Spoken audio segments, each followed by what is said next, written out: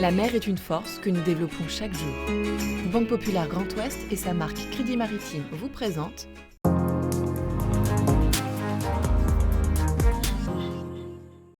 Bonjour à toutes et à tous et bienvenue dans ce nouvel épisode de Ma Planète Bleue, notre émission consacrée aux richesses du territoire maritime du Grand Ouest.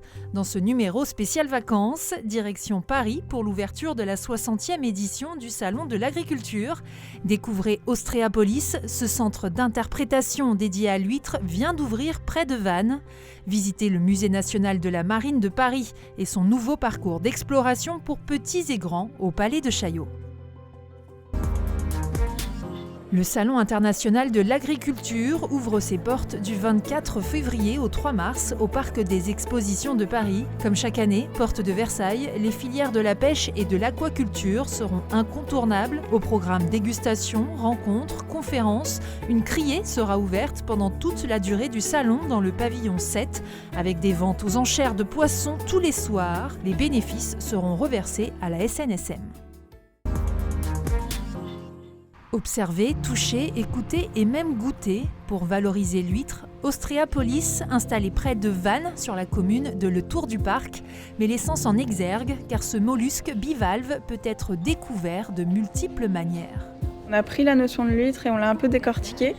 On découvre le territoire, le fait que l'ostréiculture est un motif intégré à notre paysage de Golfe du Morbihan-Vanaglo. Il y a aussi un focus sur le vivant, puisque l'huître au départ est un zooplancton, une larve d'huître.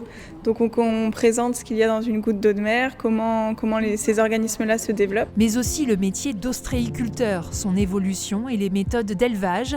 L'idée est de promouvoir la filière. La vocation est également environnementale et passe par la sensibilisation des visiteurs à la fragilité du milieu. L'idée, c'est d'avoir un éveil à l'environnement, qu'on se rende compte que la nature est quelque chose de précieux, que l'huître est un animal en tant que tel.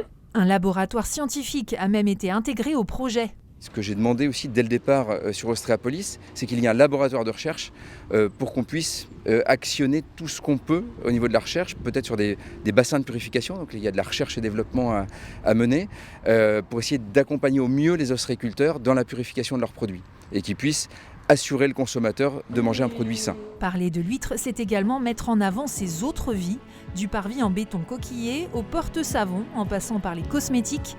Ouvert depuis le 17 février, Ostréapolis se donne pour objectif d'atteindre les 40 000 visiteurs par an. Retour à Paris à présent pour découvrir le nouveau parcours du Musée national de la marine. Totalement réinventé autour de ses œuvres majeures, le musée propose des visites guidées thématiques pour les adultes, mais se met aussi à hauteur d'enfants avec des visites comptées.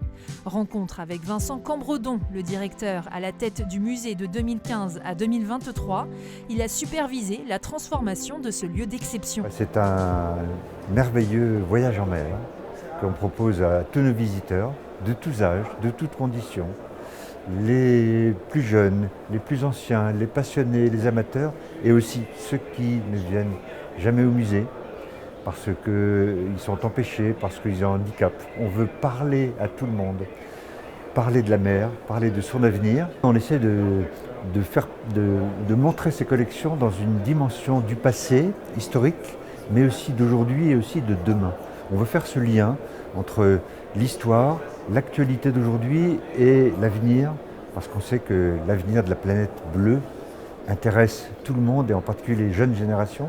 Tout le monde s'y est mis, c'est un équipage de 120 personnes qui a travaillé pendant 8 ans. Ça a été une aventure humaine incroyable, une aventure maritime comme on les aime, présenter ce nouveau musée national de la marine à notre public. On voulait donner à tout le monde, mais aux familles en particulier, la possibilité de venir avec leurs enfants. Et on a imaginé un parcours pour les 0-3 ans. C'est à la fois les intéresser déjà aux choses de la mer et aussi pour laisser les parents profiter un peu plus du musée.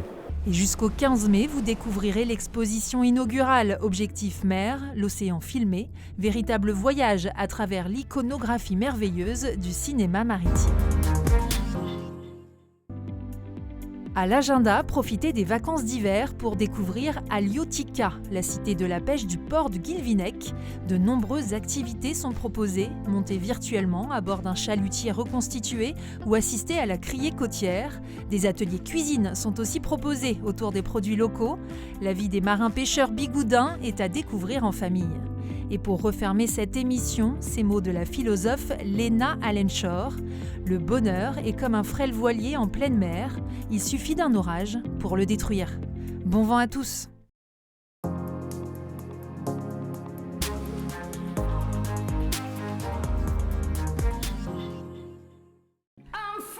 La mer est une force que nous développons chaque jour.